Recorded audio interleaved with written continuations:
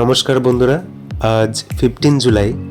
বর্ষাকালে মেঘ আর রোদের তো খেলা চলতেই থাকে। আজ সকালবেলা এরকম মেঘে পুরো কালো হয়ে গেছিল, তাই খুব সুন্দর লাগছিল চারদিকটা, তাই একটু ভিডিও করে নিয়েছিলাম। এখন আবার রোদও উঠেছে। এই দেখুন, আমাদের বাড়িতে একটা নতুন অতিথি, ডিম সিদ্ধ করার এই মেশিনটা। কিছুই না, জাস্ট জল দিয়ে 10 মিনিট মতো রেখে দিলেই একদম টকবক করে ফুটতে থাকে আর ডিম পুরো সিদ্ধ হয়ে যায়। এটা খুব হেল্পফুল হয়েছে আমাদের জন্য।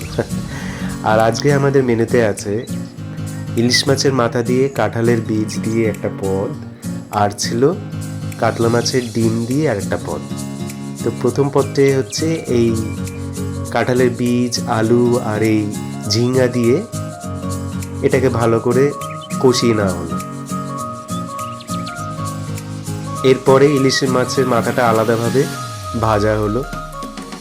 উল্টে পাল্টে এটাকে মোটামুটি লাল লাল করে ভেজে নিয়ে ওই কাঁঠালের বীজের যে মিশ্রণটা ছিল ওটা ওর মধ্যে দিয়ে আবার কিছুক্ষণ এটাকে কষানো হলো।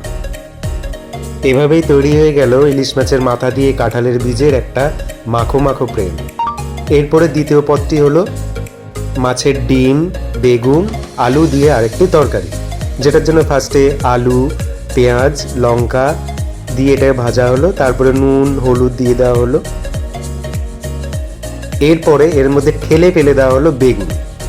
তারপর আবার এই বেগুন আলুর এই মিশ্রণটাকে এবার অনেকক্ষণ ধরে কষানো হলো। তারপর দিয়ে দেওয়া হলো মাছের ডিম। দেখো এখন কিরকম কালো কালো আছে, কিছুক্ষণ পরে দেখা যাবে এটা পুরো হলুদ হলুদ হয়ে যাবে।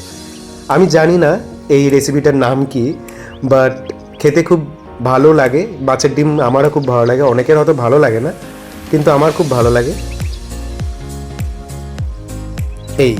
এই হলো মাছের ডিমের পুরো যে তরকারিটা হয়েছিল সেটার ফুল রূপ। এটা ঝুরঝুরে ব্যাপার থাকে। জানিও কেমন লাগলো আজকের ব্লগটা। ভালো থেকো, সুস্থ থেকো।